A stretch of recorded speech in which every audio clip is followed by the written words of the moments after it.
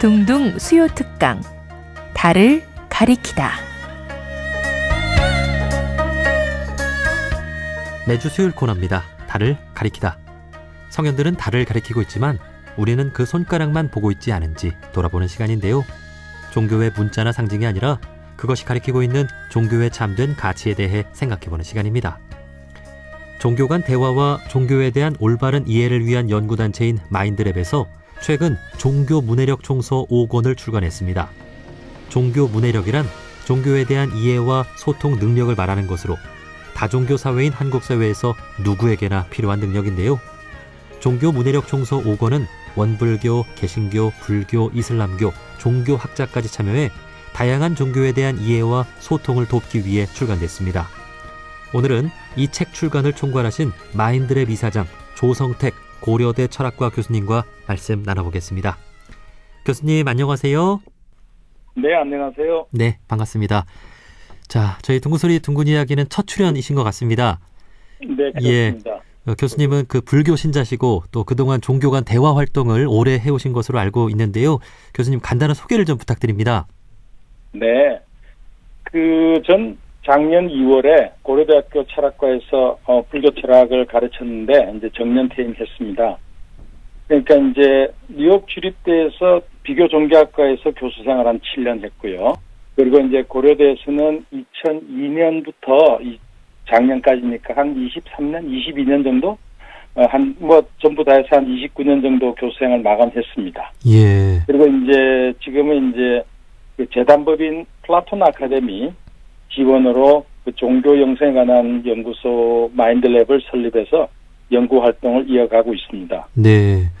그 비교 종교학 교수를 하셨으면 종교를 두루두루 다 공부를 하셨겠군요. 제 전공은 불교학이고요. 그 중에서도 이제 대승불교 기원에 관한 게 제 박사 논문 주제였습니다. 근데 이제 뉴욕 주립대 비교 종교학과에 가 있다 보니까 그 동료 교수들이 다른 종교 공부하고 연구하는 걸 보면서 저도 이제 조금씩 이제 관심을 갖게 되고 그래서 자연스럽게 이제 제가 이제 불교를 철학으로보다는 좀 더 종교학적인 또 비교 종교적인 이런 관점에서 연구하게 된 거죠. 네. 그 저희 둥근소리 둥근 이야기가 그 대표적인 종교 간 대화 프로그램인데 앞으로 네. 종종 이제 교수님께 좀 좋은 말씀 청해 듣고 싶네요. 예. 네, 감사합니다. 자, 지난해 1월 그 종교에 대한 올바른 이해를 위한 연구 교육 단체인 마인드랩이 설립이 됐는데 교수님께서 네. 이사장을 맡고 계십니다. 이 마인드랩에 네. 대한 소개도 좀 해주실까요? 예, 아까 말씀드린 대로 이제 인문학을 지원하는 플라톤 아카데미 지원으로 이제 이 연구소를 설립했는데요. 이 마인드랩의 핵심 주제는 두 가지입니다. 하나는 종교 문해력, 그리고 이제 또 다른 하나는 영적 휴머니즘입니다. 제가 볼 때 종교 문해력하고 영적 휴머니즘은 일종의 이제 동전의 양면 같은 거라고 생각합니다. 네. 그래서 이제 종교 문해력, 영적 휴머니즘 이 두 가지를 중심으로 해서 탈종교 시대, 요즘 다 탈종교 시대라고 얘기하는데 탈종교 시대의 종교의 가치를 좀 재발견하고 그리고 이제 종교 전통이 축적해온 그 지혜와 영적 가치가 있지 않습니까? 네. 이것들이 이제 좀 일상의 행복, 그러니까 내세라든가 죽은 지혜 이런 것보다는 일상, 현재 살아가면서의 어떤 행복과 영적 성장을 위한 실천적 지혜로 어떻게 전환할 것인가, 이런 것들을 연구하고 또 사회적으로 확산하기 위한 활동을 목적으로 하고 있습니다. 예. 자, 그래서 이 마인드랩에서 활동하시는 분들도 다양한 종교를 가지신 분들이죠? 네, 그렇습니다. 이번에 종교문해력 총서 발간한 분들이 저희 다 운영위원들이시고요. 거기에는 이제 종교학 하신 분, 기독교 신학 하신 분, 또 저와 같이 이제 불교한 사람들도 있고요. 이슬람교, 그리고 이제 원불교 전공하시는 분들도 함께 다 지금 활동을 하고 있습니다. 네. 자, 마인드랩이 설립된 지 1년이 됐는데 참 오늘날 종교가 있건 없건 누구나 다 그 읽어야 할 아주 그 참 뜻깊은 책이 출간이 됐습니다. 네. 책이 제목이 그 종교 문해력 총서 5권인데 예. 어떤 네. 책입니까? 예, 사실 종교 문해력이란 말은 이미 외국에서는 이제 널리 사용되고 있는 말인데 한국에서는 아직 좀 생소한 말입니다. 근데 이제 문해력이라는 것이 어떤 이해하고 이것을 활용하는 능력을 문해력이라고 하지 않습니까? 네. 그래서 이제 우리 잘 아시다시피 그 종교 가르침이나 종교 경전에는 많은 비유나 상징적 표현들이 있습니다. 그리고 이제 그 종교가 탄생할 당시에 이런 맥락이 있는데 이런 것들 다 무시하고 그 가르침이나 경전을 문자적으로만 이해할 때는 여러 문제점들이 많죠. 예. 그래서 어떤 맹목적 믿음이라든가 이런 것도 생기고 잘못 오히려 종교가 어떤 삶의 장애가 되는 이런 경우들이 많습니다. 그래서 이제 그런 어떤 문제의식을 가지고 종교 문해력 총서를 발간했는데요. 그 발간 의의를 요약하자면은 한 3가지 정도 의의가 있다고 생각합니다. 난 뭐냐면은 오늘날 그 다종교 시대, 한국 사회가 지금 다종교인데 다종교 시대를 반영해서 개별 종교 전통을 문해력이라고 하는 관점으로 하나의 총수로 묶었다는 점. 그것이 저는 아마 하나의 의미가 있지 않나 생각이 들고요. 두 번째는 지금 사실 과학적 세계관이라든가 인문적 지식이라고 하는 것은 거의 상식화된 세계입니다. 이런 세계 속에서 종래, 전통적 방식으로 종교를 얘기하고 설명한다는 것이 가능한가? 그렇지 않다. 그래서 과학적 세계관, 인문적 지식을 바탕으로 해서 자신의 종교, 또 더불어서 이제 이웃 종교를 제대로 이해하는 것이 중요하다. 이런 어떤 문해력을 통해서 어떤 바른 신앙생활, 바른 신행생활을 할 수 있는 입문서를 만들어야겠다 하는 어떤 생각으로 만들었고요. 네. 3번째는 이제 저희들 종교 문해력 총수에 이제 이슬람이라고 하는 종교를 넣었습니다. 넣은 이유가 지금 이슬람은 우리로서는 많은 종교 인구가 있지는 않지만 여러 가지 뭐 경제 활동이라든가 또 이민자 그리고 이제 유학생 이래서 이제 이슬람도 우리 사회의 중요한 어떤 하나의 종교 현상임에도 불구하고 거기에 대한 이해가 대단히 부족하다. 네. 그래서 이제 다문화 시대의 문화 다양성을 이해하는 기본 도서 역할을 할 수 있지 않는가. 요 어떤 기본 한 3가지 정도를 저는 어떤 핵심적 의미가 있다고 생각합니다. 네. 그 전 세계적으로 다양한 종교들이 있고 특히 우리나라는 다종교 사회인데 네. 종교를 올바로 이해하고 있는가, 그 수천 년 전에 만들어진 종교를 오늘날에 맞게 우리가 잘 활용하고 있는가 이렇게 돌아볼 그렇죠. 수 있는 아주 귀한 책이 아닌가 하는 생각이 듭니다. 네, 감사합니다. 자, 그런데 참 안타깝게도 전 세계적으로 종교인 수는 점점 줄어들고 있단 말이죠. 네, 탈종교 현상이 이제 전 세계적인 공통적인 현상으로 알고 있는데 그 원인으로 좀 어떻게 보고 계십니까? 저는 이제 탈종교 현상이 단순히 어떤 종교 인구의 감소로만 이해해서는 안 된다고 생각합니다. 일종의 이게 저는 문명사적 전환이라고 생각합니다. 좀 이렇게 길게 보면은 그 지금으로부터 거의 15세기, 16세기 그러니까 지금으로부터 한 5, 600년 전이죠. 그때 있었던 과학혁명 그리고 그 이후에 어떤 계몽시대 이후에 계속 어떤 이런 문제들이 진행되어 왔죠. 지속적으로 진행되어 온 어떤 문명사적 흐름이고 그런 점에서 저는 탈종교 현상은 일종의 인류 진보의 한 과정이라고도 생각합니다. 예. 그리고 사실 이제 지금 원음 방송이 이제 바탕으로 하고 있는 원불교의 경우에는 이런 어떤 시대적 전환을 의식을 하고 등장한 종교죠. 네. 그러니까 물질이 개벽하니 정신을 개벽하자. 그러니까 이게 물질이 개벽하니란 말을 제가 이해하는 한은 과학적 세계관이 등장했고 네. 새로운 어떤 물질 문명이 등장하고 하는 가운데 과거 전통적인 종교 개념으로는 안 되겠다라고 하는 어떤 소태산 대종사의 어떤 그런 선지적인 어떤 그런 안목이 있었다고 생각합니다. 그러나 이제 불교나 기독교 같이 이제 그 이전에 2000년, 2500년 전에 만들어진 종교로서는 이제 이러한 과정들이 뭔가 좀 제대로 준비가 좀 덜 되지 않았나. 네. 이것도 이제 갑자기 들이닥치니까 이제 뭐 탈종교 이렇게 이야기하지만 길게 보면은 계속적으로 이어져 왔던 흐름이고 그런 점에서 저는 이거는 일시적 현상이 아니라 불가역적인 문명사적 흐름이고 아까 말씀드린 대로 저는 인류 진보의 한 과정이라고 생각합니다. 예, 예. 그러니까 과학이 발달하고 사람들의 인지가 밝아짐에 따라 어떤 기존 종교에 대한 물음을 가져온 것은 항상 있어 왔다라는 것이죠. 그렇죠. 그러다가 결정적인 게 이제 아까 말씀드린 대로 이제 뭐 과학혁명이라든가 르네상스라든가 계몽, 또 이제 한국은 이제 그 이후에 이제 근대화 과정 속에서 과거와 같은 종래와 같은 그런 어떤 종교가 제시하는 세계관, 우주관으로서는 새로운 어떤 시대를 이해할 수 없다는 것은 명확한 거죠. 예. 네. 1500년대에 그 천주교에서 개신교가 탄생한 종교혁명도 어떻게 보면 그런 측면에서도 이해할 수 있고, 예. 어떤 측면에서는 그렇죠. 네. 자, 이렇게 종교인 수가 줄고 또 기존 종교에 대한 어떤 의심이라든지 불신 이런 것들이 또 생겨남과 동시에 그럼에도 인간의 어떤 종교적인 심성은 줄지 않고 항상 그 있는 게 아닌가 그런 생각도 드는데 좀 어떻게 생각하십니까? 당연하죠. 어떤 그 종교적인 것, 어떤 어른 심성들, 그걸 이제 요즘 이제 인문학에 대한 관심들이 많이 생기면서 사람들이 공감, 배려 이런 것들이 인문학적 가치라고 생각하는데 그런 것들은 인문학적 가치이면서 동시에 인간이 갖고 있는 어떤 당연한 인간 본성에 기초한 어떤 인간 심성들이죠.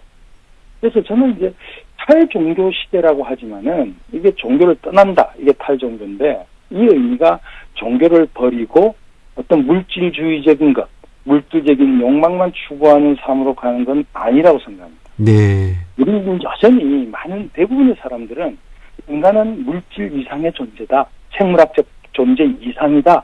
그러면서 이제 의미 있는 삶을 추구하고자 하죠. 네. 어떤 사람들은 종교, 본인이 믿는 종교 안에서 그러나 전통적 신앙과는 다른 방식으로 또 어떤 사람들은 종교 밖에서 나름대로 했던 진정한 삶의 의미를 찾고자 합니다. 그러니까 한국 사회가 요즘 인문학에 대한 관심 자체도 어떤 진정한 삶의 의미를 어떻게 찾을 것인가 이런 어떤 노력이라고 생각합니다. 네. 그래서 우리는 되게 이제 이런 것들을 뭐 종교적으로 하든 세속적으로 하든 그 인생의 깊은 의미와 성취에 관한 어떤 관심은 인간 본성의 일부고 그 본성을 우리는 되게 영성이라고 하죠. 네. 영성이라고 하고 그 영성에 관해서 아마 세계적인 연구자인데요. 영국의 필립 쉘드레이크 같은 사람은 20세기 후반 이래 가장 뚜렷한 전 지구적인 사회문화적 변혁이 영성에 대한 관심이라고 그럽니다. 예, 그래서 저는 아까도 이제 탈종교를 이야기했습니다만은 탈종교는 한편으로 보면은 종교가 본래 인간을 위한 것인데 그 흘러오는 과정 속에서 종교를 위한 삶을 강조했던 어떤 그런 교회나 사찰의 어떤 종교인들의 어떤 그런 잘못이 있었던 것 같습니다. 그래서 거기에 대한 성찰이고 원래 종교가 그러했듯이 종교는 인간을 위한 것이라는 것을 재확인하는 이 과정이 저는 탈종교 아닌가 생각합니다. 네. 그러니까 한마디로 종교의 인간화를 요청하는 것이라고 생각합니다. 예. 자, 그래서 우리 현대인들의 이 종교 문해력이 더 중요하게 느껴집니다. 그 2000년 전에 탄생한 그리스도교나 불교나 이제 오늘날에 맞는 재해석을 하고 현대인들에게 좀 전하려는 노력을 하는 게 또 중요할 것 같아요. 예.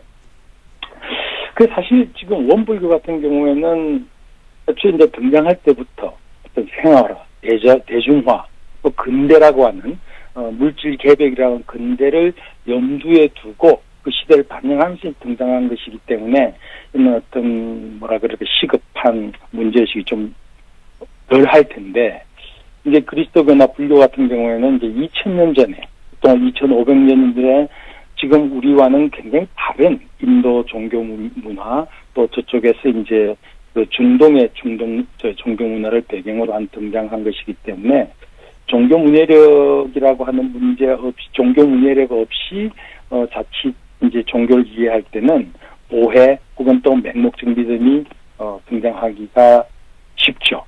이제 그런 점에서 이제 우리 한국 사회에 보면은 저는 불교인이기 때문에 이웃 종교에 대해서 이야기하는 게 다소 좀 조심스럽습니다만은 이제 우리 그리스도교 같은 걸 보면은 강단 신학과 목회 신학의 괴리가 큰 것 같아요. 예. 제 3자로 관찰할 때 강단 신학의 수준은 우리나라의 어떤 신학이라고 하는 건 좀 세계적 수준이라고 봅니다.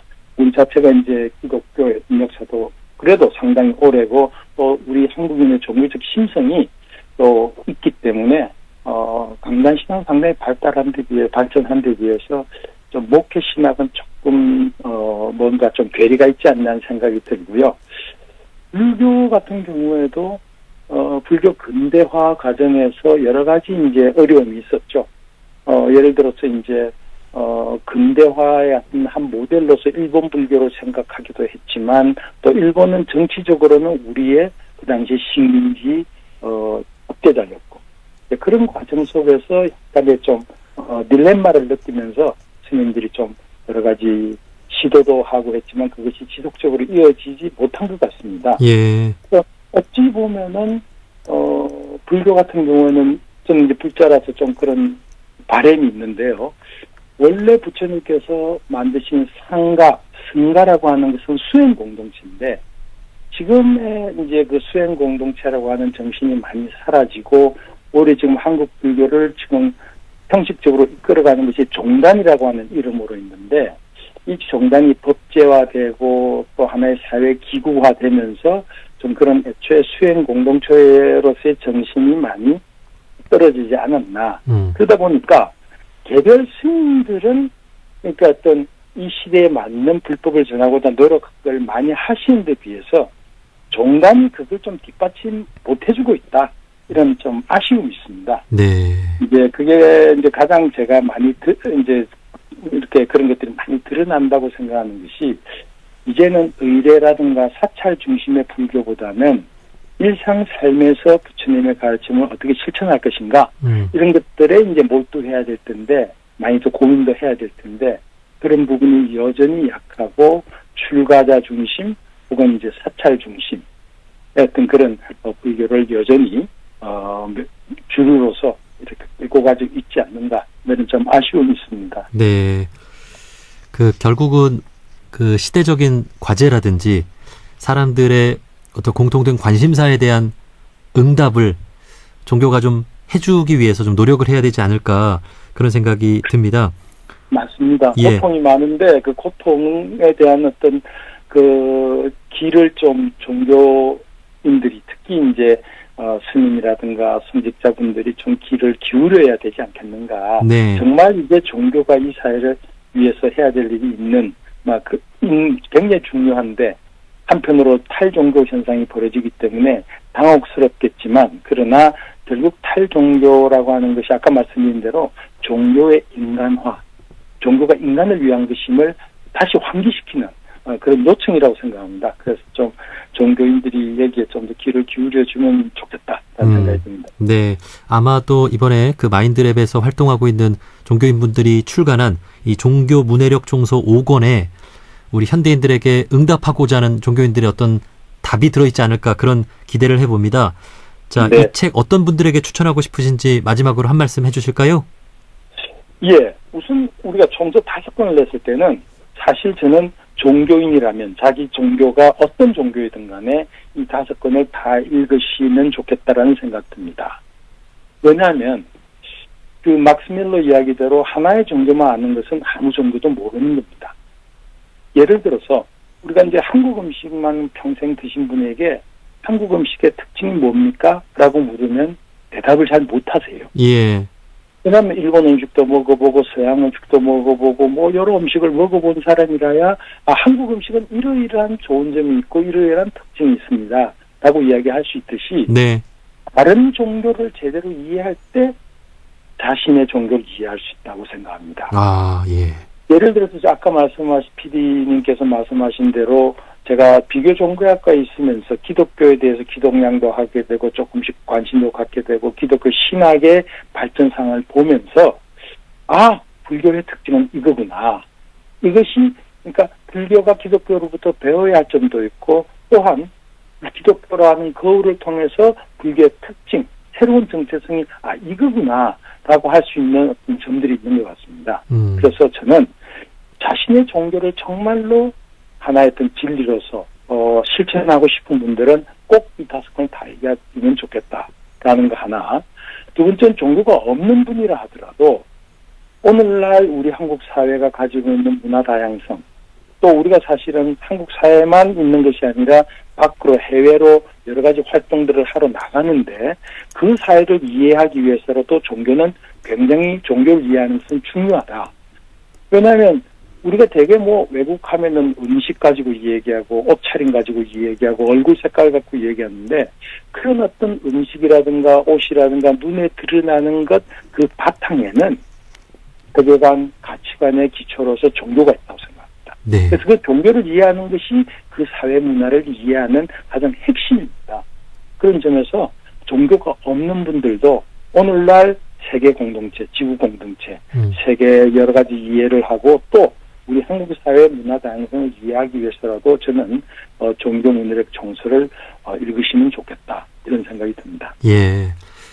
인간에게는 정말 이 종교가 참 필요하다는 생각이 듭니다. 종교가 네. 지금 없는 분들이 많은데 나에게 맞는 종교는 무엇일까 찾기 위한 노력도 해보시고 또 네. 이웃과 또 다른 문화들을 이해하기 위해서 종교가 또 기본이 되니까 정말 필독서로서 이 종교 문화력 총서 5권에 많은 분들이 관심을 가져주셨으면 좋겠습니다. 네, 한 가지만 또 말씀드리면 그런 거죠. 이제 종교 문화력이란 관점에서 자기 종교를 보면 자기 종교를 객관적으로 다른 사람에게 설명을 할 수가 있어요. 예. 예, 그런 어떤 객관적 설명력을 획득하는 데에도 사실은 자기 종교에 대한 문화력적 이해 그리고 다른 종교에 대한 이해가 중요하지 않을까. 그런 점에서 이번 종교 문화력 청소가 단지 그냥 문화 다양성 이것만이 아니라 자신의 어떤 신행 활동을 방향을 제대로 정초하기 위해서라도 꼭 필요하다 이런 생각이 듭니다. 예. 이번에 또 기회가 돼서 다음 주부터 이 종교 문화력 총서 5권을 직접 쓰신 5분을 차례로 연결해서 좀 자세한 이야기를 들어보는 시간을 가져보겠습니다. 자, 여기까지 말씀 듣겠습니다. 마인드랩 이사장 조성택 고려대 철학과 교수님과 말씀 나눠봤습니다. 교수님 오늘 말씀 고맙습니다. 네, 감사합니다.